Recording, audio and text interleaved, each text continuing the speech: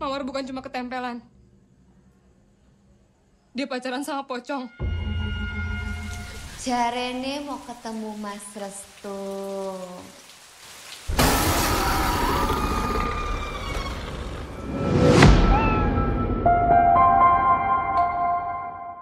Film garapan sutradara Awi Suyadi ini dibuat berdasarkan kisah nyata dari podcast viral Mr. Popo yang mendapat cerita langsung dari korban sebenarnya. Cerita berfokus pada seorang mahasiswi bernama Mawar yang tinggal di kos-kosan dekat kampus. Gadis itu sering curhat pada seorang sahabatnya yang bernama Faye tentang rasa kesepiannya setelah ditinggal mati kedua orang tua. Udah kebiasaan dia setiap ulang tahun pasti kan kangen orang tua. Mawar mulai mencari kesempatan untuk bisa dekat dengan seorang pria. Mawar pun berhasil mendapatkan pacar yang sangat tampan dan sering berduaan. Jadi nggak sendiri lagi. Anehnya, banyak kejadian mistis yang menghantui tepat setelah Mawar menjalin hubungan dengan pria itu. Kenapa? Aku khawatir soal pacar kamu. Beberapa orang yang tinggal di sana mengaku melihat wujud penampakan yang sama, hingga kisah ini langsung viral dan menggemparkan seluruh jagat maya. Teman kalian sepertinya ketempelan makhluk goib. Tokoh Mawar yang asli benar-benar mengalami trauma yang membuatnya sulit kembali ke kehidupan normal. Apa yang sebenarnya dilakukan Mawar dan kekasihnya itu? Berikut ceritanya. Cowok kamu tinggal bener, Mawar. Ini liat potnya jadi kayak gini. Di suatu malam pada tahun 1986, badai terdengar bergemuruh disertai suara cangkul yang menggali tanah kuburan dari orang tak dikenal yang mati pada Selasa Legi. Tanpa kenal takut dan lelah, dukun itu tak mau berhenti menggali sebelum menemukan kayu penutup mayat. Setelah kayu diangkat, terlihat jasad seorang pria yang sudah membusuk. Dukun misterius itu mencuri sang jenazah dan diangkut menggunakan gerobak.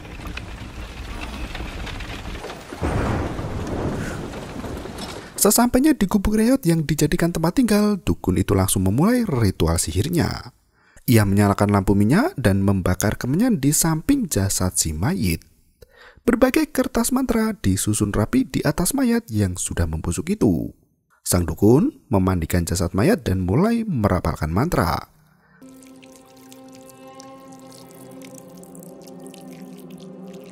Bodoh nekanya. Kamu yaning jagat. Seorang anak kecil terlihat mengintip dari balik pintu tanpa tahu akan adanya konsekuensi besar dari perbuatan itu. Sang dukun mengusap wajah mayit itu secara perlahan dan film pun dimulai. 10 tahun kemudian, tepatnya di tahun 1996, Mawar merayakan ulang tahun bersama dua teman sekampus di Universitas Pelita Nasional, yaitu Faye dan Kartika. Ulang tahun kami ucapkan. Sebelum meniup lilin, Kartika mengingatkan Mawar untuk berdoa terlebih dahulu.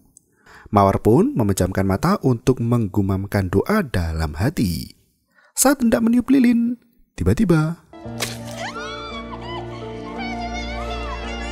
Faye dan Kartika sebegitu jahilnya sampai teman sendiri dijadikan adonan kue lengkap dengan telur dan tepung terigu. Setelah pesta kecil-kecilan di kantin kampus, mereka mengantar Mawar untuk membersihkan diri di kamar mandi. Saat itu, Faye dan Kartika memberikan hadiah gaun cantik yang sangat cocok dengan Mawar penuh bunga. Pakai ini ya, biar makin cantik. Gadis yang berulang tahun itu memiliki adik bernama Melati yang tinggal di asrama kota lain dan sibuk dengan sekolahnya sendiri. Sepulang dari kampus, Mawar naik bus untuk kembali ke kampung halaman. Ia sengaja berziarah ke makam ayah ibunya di hari ulang tahun yang ke-20. Setelah menabur bunga dan menyiram air Mawar, gadis itu langsung bercerita panjang lebar di atas pusara ayahnya. Ia meminta izin untuk mencari pacar karena usianya sudah menginjak kepala 2. Semoga Mawar bisa mendapatkan orang yang sayang sama Mawar. Mawar berdoa di makam itu agar segera dipertemukan dengan yang baik dan tulus menyayanginya seperti ayah dan ibu. Tepat setelah berdoa, angin mulai berembus menerpa wajah cantiknya disertai alunan hiasan kayu yang menggantung di dahan pohon.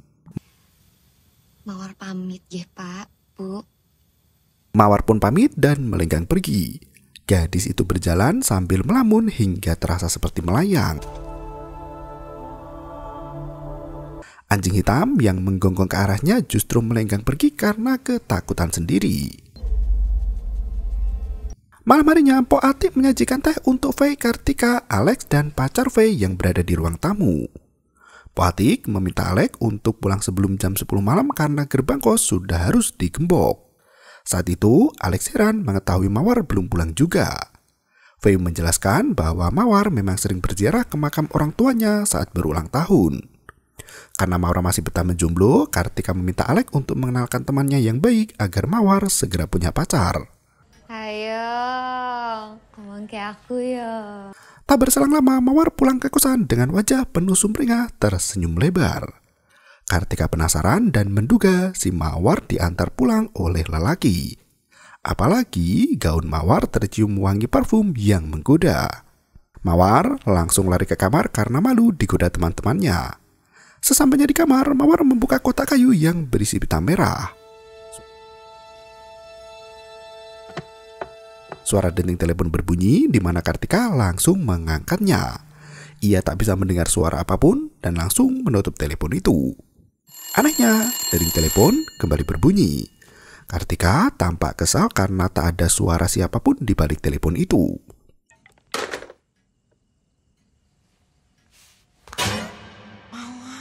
Pagi harinya, Mawar membuat minuman hangat bersama Faye dan Kartika. Mereka berbincang santai hingga terkualah siapa penelpon tadi malam. Ternyata penelpon itu adalah pria yang sedang dekat dengan Mawar. Udah sampai telepon-teleponan ternyata. Saat bercanda tawa bersama, tiba-tiba saja si Mawar mimisan. Faye membantu untuk membersihkan darah yang tak henti mengalir dari hidungnya. Faye sempat kesal karena Mawar tak mau cerita tentang hubungannya dengan pria.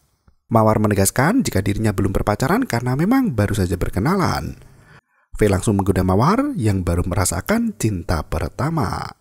Berarti ini bakal jadi pacar pertama kamu dong ya? Mereka berangkat ke kampus bersama hingga Mawar berdiri tertegun melihat ke arah kosong. Faye sampai kebingungan sendiri melihat tingkah Mawar yang tak seperti biasanya. Mawar? Itu selingkuhannya. Apaan sih Mawar? Ternyata Mawar melihat Alex jalan berdua dengan wanita lain dan langsung berbisik di telinga Faye jika Alex sibuk selingkuh. Mawar melenggang pergi begitu melihat Alex mendekati mereka berdua. Faye langsung curiga dan bertanya siapa wanita yang berjalan bersama kekasihnya itu. Alex menjelaskan gadis itu adalah Miss Lin, ahli mistis yang sering mengisi acara di radio kampus. Malam harinya, Faye dan Kartika kelaparan menunggu Mawar yang tak kunjung pulang. Mereka sudah berjanji untuk makan malam bersama dan menyajikan martabak di atas meja. Donna ikut nimbrung dan berkata jika Mawar sedang makan romantis bersama pacar barunya. Mpok Ati mengulurkan piring agar mereka segera menyantap sajian makan malam selagi masih hangat. Saat Mpok Ati hendak membuang sampah, ia melihat gerbang kos terbuka. Ia bergegas menutup pintu gerbang itu, namun terbuka lagi dengan sendirinya. Mpok Ati tidak menyadari hal itu karena ia sedang sibuk di dapur. Ia hanya menutup gerbang itu lagi sembari melenggang pergi untuk mematikan kompor air yang sudah mendidih. Ternyata Mawar sudah berada di dapur untuk membuat 2 cangkir minuman hangat. Mawar berkata minuman itu hendak disajikan untuk tamunya. Ini untuk tamu saya. Kan pulangnya jangan malam-malam ya. Pagarnya mau dikunci. Di pagi yang kembali tiba, Mpok Ati melihat bekas tanah basah di lantai kosan. Ia terpaksa mengepel lantai yang kotor itu. Gelas kopi tamu Mawar semalam masih utuh tersaji di atas meja.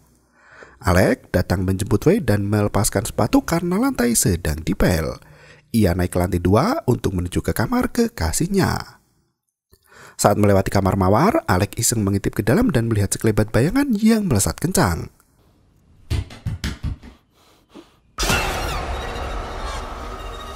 Sebelum berangkat, Faye mengingatkan Mawar untuk stasiun radio sepulang kuliah untuk menemani Kartika siaran.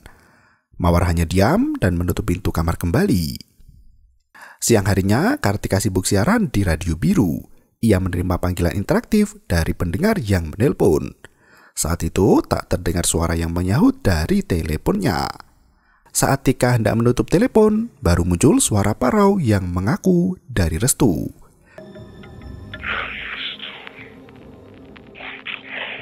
Pria bernama Restu itu menyampaikan salamnya untuk Mawar, mahasiswi antropologi angkatan 94. Pria misterius itu berpesan agar Mawar menjaga terus janji mereka berdua. Karena waktu siaran telah usai, Tika menutup program acara siang itu dengan pesan dari Restu untuk Mawar. Sekembalinya ke kelas, Faye mulai menyadari ada yang aneh dengan sikap Mawar. Selain jarang kumpul dengan teman-teman, Mawar juga sering terlambat pulang kuliah. Tika menceritakan sosok penelpon bernama Restu yang meninggalkan pesan untuk Mawar di siarannya siang tadi. Mereka mulai mencari tahu siapa sosok Restu yang sebenarnya. Satu persatu teman sekelas ditanya apa ada mahasiswa bernama Restu di kampus biru. Faye sampai menelpon Alek untuk menanyakan mahasiswa bernama Restu itu. Alek menjelaskan tak ada teman dan kenalannya yang bernama Restu. Tampaknya pria bernama Restu itu bukan mahasiswa di kampus mereka. Alek teringat kejadian pagi tadi saat melintasi kamar Mawar dan mendengar suara pria di sana. Ia bertanya pada Faye apakah Mawar pernah memasukkan pria ke dalam kamar. Faye justru bingung karena tidak mungkin Mawar melakukan hal seperti itu. Di waktu yang sama, Mawar mulai merias diri dengan lipstik dan mengikatnya menggunakan pita merah. Faye sibuk mengerjakan laporan dan merekam suaranya sendiri terkait teori jurnalisme publik. Seperti jurnalisme publik dan jurnalisme perdamaian sebagai respon. Samar-samar ia mendengar suara Mawar dari kejauhan. Faye mematikan rekaman suara untuk diputar ulang. Suara Mawar terdengar sangat jelas dari hasil rekaman suara itu. Mawar seolah berbicara dengan Restu dan berkata hendak menuruti apapun yang diminta Restu. Faye terkejut bukan kepalang dan ia melenggang pergi untuk mencari keberadaan sahabat di sebelah kamar. Ternyata Mawar sedang berjalan menaiki tangga sendirian.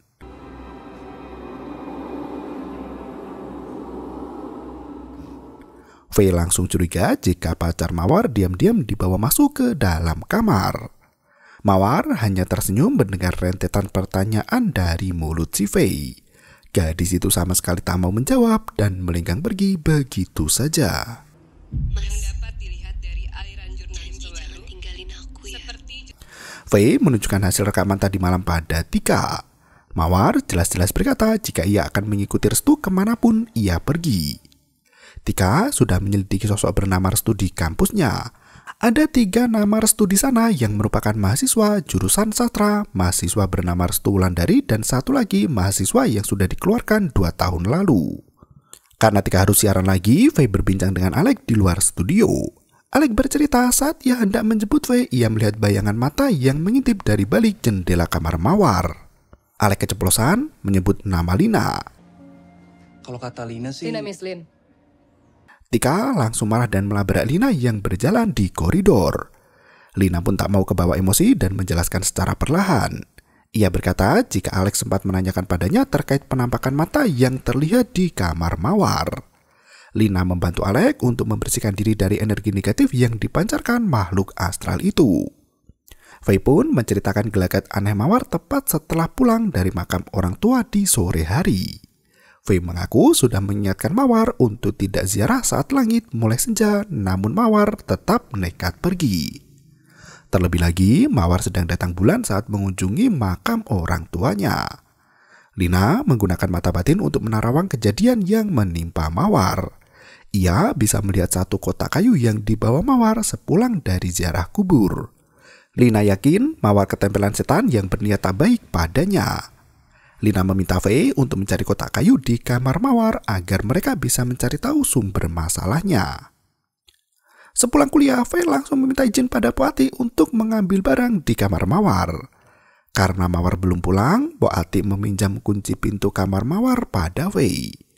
Saat memasuki kamar itu, lampu dibuat remang-remang dengan cahaya kekuningan. Faye menemukan kotak kayu berisi pita merah di atas meja. Mawar sangat marah karena Faye berani masuk ke kamarnya tanpa izin. Faye menjelaskan niat baiknya untuk menolong Mawar yang terkena pengaruh buruk dari pacar barunya itu.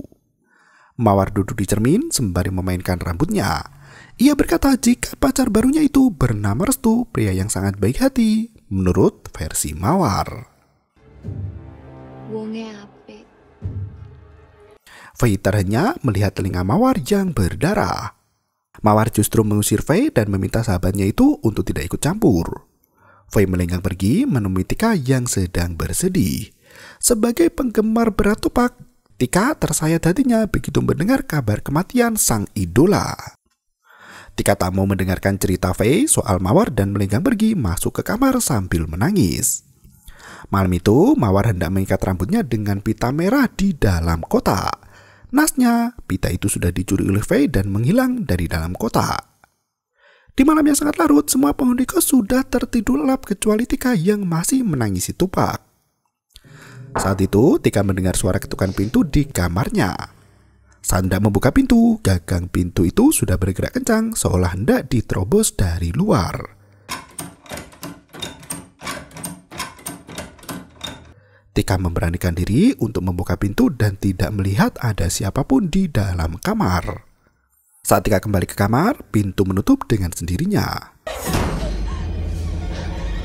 Di waktu yang sama, Donna sedang mencuci wajah di kamar mandi. Dari cermin, tampak sosok hantu mengerikan yang menghilang begitu saja. Donna mengeringkan wajah dengan handuk yang tampak sangat kotor. Ternyata wajah Donna baik-baik saja. Sementara itu, Fei sudah berada di kamar untuk istirahat malam. Saat menutup kepala dengan selimut, entitas mengerikan menekan selimut itu. Setelah berhasil melepaskan selimutnya, Fei membawa pita merah untuk dikembalikan pada Mawar. Saat berjalan menyusuri lorong, Fei mendengar suara dentuman yang semakin mendekat. Ternyata sesuatu yang membekas selangkah melompat mendekati Fei. Gadis itu pun berlari sekuat tenaga dan... Untungnya Tika menyadarkan Fei dari pandangan mistis. Pagi harinya mereka menyerahkan pita merah itu pada Lina. Setelah jampi-jampi, pita merah itu berubah menjadi potongan daging. Lina yakin jika Mawar sudah terlalu lama ketempelan makhluk gaib. Untuk mengetahui sosok apa yang mengikuti Mawar, mereka harus menaburkan daun kelor ke lantai kosan. Mendengar geluduk, Pak Ati lari ke atap untuk mengangkat jemuran. Tiba-tiba... Ya ampun, jemuran gue, jemuran.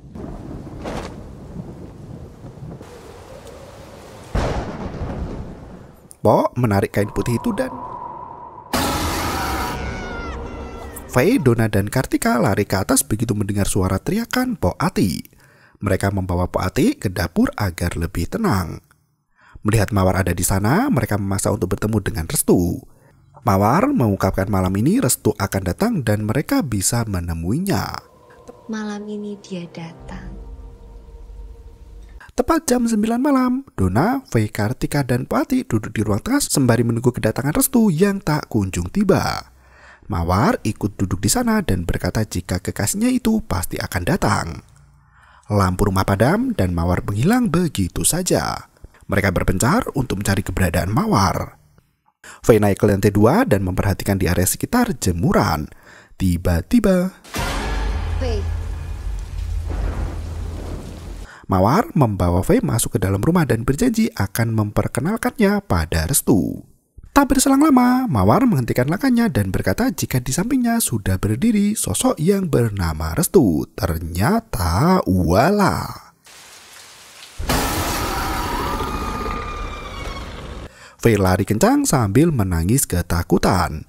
Mawar masih berdiri di ujung lorong sembari berkata jika Restu ada di belakangnya. Suara lompatan terdengar semakin dekat. Sontak, semua orang lari kalang kabut menjauhi Mawar yang ketempelan pocong. Mereka bersembunyi di kamar Fei, namun Fei malah keluar lagi untuk menyelamatkan Mawar. Fei berjalan menuruni tangga secara perlahan. Sesampainya di ruang tengah, salah satu lampu menyala terang dan mengayun di atas kepalanya. Fei tertegun ketakutan hingga tiba-tiba semua kerabat Restu mulai bermunculan dan menghilang begitu saja. Tika muncul menemani Faye dan menemukan Mawar berjalan di luar rumah dengan diguyur hujan. Mereka langsung membawa Mawar masuk ke dalam, namun gadis itu menangis sembari berkata jika kekasihnya sedang menunggu di luar rumah. Faye berusaha menyadarkan si Mawar jika Restu bukanlah manusia tampan. Mawar justru semakin histeris memanggil nama itu tiba-tiba. Mereka sibuk mengikat tubuh Mawar dengan tali. Selanjutnya, Faye meminta Poati untuk menghubungi Melati, adik kandung Mawar, agar segera datang ke kosan. Faye dan Tika pergi ke kosan Lina yang ternyata ada Alec juga di sana. Lo ngapain di sini? Lin, Faye tak peduli dengan perselingkuhan mereka berdua. Hal yang paling penting bagi dirinya kini adalah keselamatan Mawar yang berpacaran dengan pocong. Sebelum mereka pergi, Faye menyempatkan diri untuk menampar pipi Alec yang... Lina diboyong ke kosan Mawar untuk melakukan penerawangan. Lagi-lagi, Lina meminta daun kelor dengan jumlah yang lebih banyak. Ia pun menyiapkan perlengkapan ritual untuk membersihkan Mawar dari makhluk goib. Saat Lina sibuk menyiapkan ritual, Faye dengan sabar membersihkan tubuh Mawar dari keringat yang mengucur deras. Tika menghampiri dan berkata jika semua sudah siap. Terdengar suara ketukan di pintu depan. Lina mencoba mengintip ke jendela dan... tubuh Mawar bergerak dengan sendirinya dan...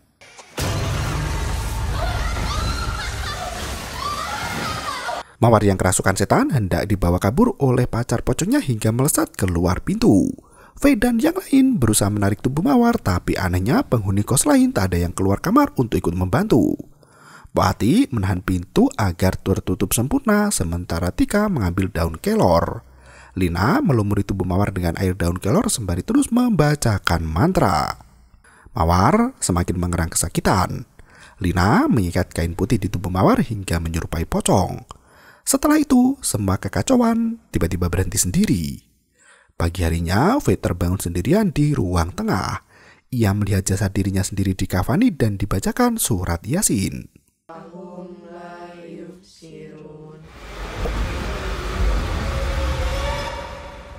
Faye terbangun dari mimpi buruk itu dan panik mengetahui Mawar telah menghilang. Melati baru tiba di kosan dan langsung bertanya apa yang terjadi pada kakaknya. Setelah mendengar cerita dari Faye, Melati menangis karena kakaknya pacaran dengan pocong. Keluargamu ada hubungannya sama pocong ini? Mereka pun pergi ke rumah orang tua Mawar dan Melati. Sesampainya di sana, rumah itu tampak kosong dan terbengkalai. Mereka mencari keberadaan Mawar di rumah itu. Setelah menyusuri rumah, mereka menemukan satu pintu yang ditutupi barang bekas. Saat masuk ke ruang itu ternyata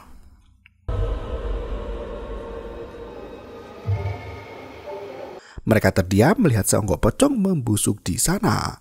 Lina berkata semua itu adalah ritual pesugihan untuk mencapai kejayaan dan kekayaan sejati. Ritual yang menggunakan pocong akan membuat keluarganya ketempelan pocong hingga ke anak turun sampai 1000 tahun. Pelaku pesugihan pocong harus dikubur di tempat yang sama dengan si pocong. Melati tak menyangka ayahnya yang selama ini terlihat baik ternyata adalah dukun di awal film yang menggali kuburan. Lina berkata jika mereka harus mengembalikan jasad pocong itu ke tempat semula jika ingin menyelamatkan Mawar. Melati berkata jika jasad ayah dan ibu dikubur di satu liang yang sama. Lina yakin kuburan orang tua Melati adalah tempat asal jasad si pocong. Lina bersikeras bahwa makam itu adalah tempat istirahat Restu yang direnggut oleh keluarga Melati. Saat mereka hendak pergi, tiba-tiba tubuh Melati bergerak sendiri membentuk pose pocongan. Tak hanya Melati, Faye, Tika, dan Lina ikut-ikutan jadi pocong. Mereka berempat berbaring bersamaan sembari berusaha melepaskan diri. Alec heran saat masuk ke dalam ruangan itu dikira teman-temannya sedang asik main tidur-tiduran. Lina meminta Alec untuk mengikat tali pocong ke kepala Restu. Seketika mereka bisa bergerak kembali. Untungnya Alec tidak ikut jadi pocong-pocongan dan bisa membereskan kutukan itu. Malam harinya mereka pergi ke makam orang tua Mawar dengan menyeret jasad Restu. Hanya Alec yang mau menyeret jasad Restu sementara para gadis berjalan di depannya tanpa membantu. Sesampainya di depan kuburan, Faye dan Melati hanya berdua saja di sana. Mereka melihat sosok Mawar yang sudah berdiri di balik pepohonan rindang. Melati dan Faye mengejar sosok Mawar hingga Tika dan Lina kehilangan jejak. Alek pun ikut berpisah di dalam kegelapan hutan dan tak tahu harus kemana. Mereka harus berjalan dengan tubuh basah kuyup diguyur hujan. Sesampainya di pemakaman, semua batu nisan terlihat sama.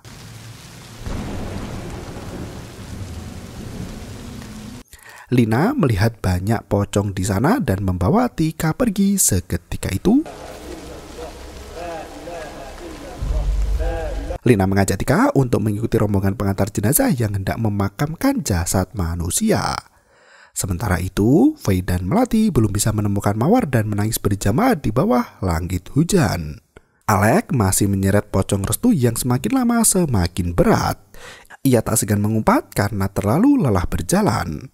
Alek melihat lentera dan keranda dari kejauhan. Ia menutup mata ketakutan, sementara dengan pocong ia tidak takut. Ternyata Tika dan Lina menghampiri sembari berkata, Faye dan Melati menghilang. Tiba-tiba Faye dan Melati berjalan menghampiri mereka hingga berhasil lengkap lagi karena mengikuti barisan pembawa keranda. Mereka langsung menemukan makam orang tua Melati dan mulai menggali.